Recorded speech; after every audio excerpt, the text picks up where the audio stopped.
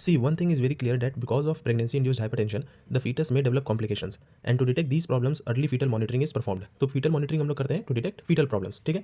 तो fetal problems हम लोग कैसे डिटेक्ट करेंगे? देखो, थोड़ा जल्दी जल्दी बोलेंगे क्योंकि वीडियो को हम लोग को within 3 minutes कंप्लीट करना है. प्लेसेंटल वेसल्स में क्या रहता है? Chorionic vessels and uteroplacental vessels, ठीक है? कोरियोनिक वेसल्स क्या इंक्लूड करता है? 2 अम्बिलिकल आर्टरी, एक अम्बिलिकल वेन और uteroplacental vessels, uterine artery and spiral artery, ठीक है? तो हम लोग कॉम्प्लिकेशंस को डिटेक्ट करने के लिए डॉपलर करवाते हैं. तो अम्बिलिकल आर्टरी डॉपलर कर सकते हैं 32 वीक्स पे एंड यूट्राइन आर्टरी डॉपलर हम लोग 22 टू 24 वीक्स पे करते हैं. हम लोग अर्ली डिटेक्ट करने के लिए uterine artery Doppler 11 to 13 weeks में भी कर सकते हैं, लेकिन उस समय हमको डायस्टोलिक नॉच नहीं देख करके पल्सैलिटी एंड रेसिस्टेंस इंडेक्स जो होता है वो देखना होता है. तो इतनी डिटेल पे हम लोग जाएंगे नहीं, हम लोग देखेंगे कि हम लोग को डॉपलर में दिखता क्या है. देखो, हम लोग को ये 2 पॉइंट पे ध्यान देना है. एक peak systolic velocity and the second one is end diastolic velocity. Peak systolic velocity मतलब फीटल हार्ट कॉन्ट्रैक्शन.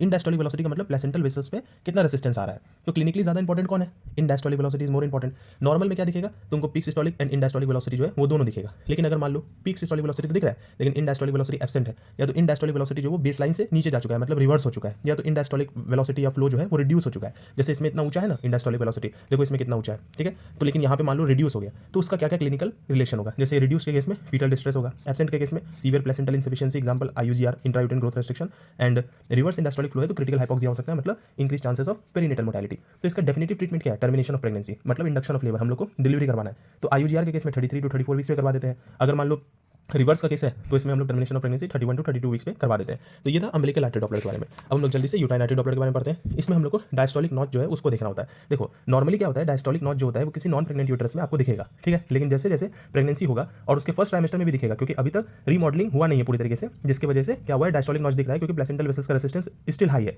लेकिन जब वो लो हो जाएगा तो डायस्टोलिक नॉच एब्सेंट हो जाएगा. जैसे सेकंड ट्राइमेस्टर में नहीं दिखेगा, थर्ड ट्राइमेस्टर में भी डायस्टोलिक नॉच नहीं दिखेगा, ठीक है? तो एसडी रेशियो के बारे में हम लोग देखते हैं. SD ratio decreases with increase gestational age, normal. Increases with increase age, non pregnant woman, normal. But increases with gestational with increasing gestational age, ये अब नॉर्मल है. मतलब प्लेसेंटल इनसफिशिएंसी हो रहा है, वेसल्स का रेसिस्टेंस जो है वो बढ़ चुका है, प्लेसेंटल वेसल्स का रेसिस्टेंस बढ़ चुका है. हम लोग बस इस चीज पे ध्यान देंगे, ठीक है? हम लोग पल्सैलिटी इंडेक्स भी देखते हैं, रेसिस्टेंस इंडेक्स भी देखते हैं. देखो, पल्सैलिटी इंडेक्स, रेसिस्टेंट इंडेक्स, ये दोनों रेसिस्टेंस को ही मेजर करता है, लेकिन दोनों का मतलब अलग है. जैसे पल्सैलिटी इंडेक्स का मतलब क्या हुआ? It will measure how much amount of resistance that the blood faces inside the vessels, ठीक है? एंड रेसिस्टेंस इंडेक्स हम लोग क्या देखते हैं? मतलब डायरेक्ट रेसिस्टेंस को ये मेजर करता है ऑफ द वेसल्स. तो direct resistance of the vessels को रेसिस्टेंट इंडेक्स मेजर करता है और पल्सैलिटी इंडेक्स ब्लड के रेसिस्टेंस को मेजर करता है, ठीक है? तो ये एसडी रेशियो देखेंगे, पल्सैलिटी इंडेक्स देखेंगे, डायस्टोलिक नॉच देखेंगे एंड रेसिस्टेंस इंडेक्स देखेंगे.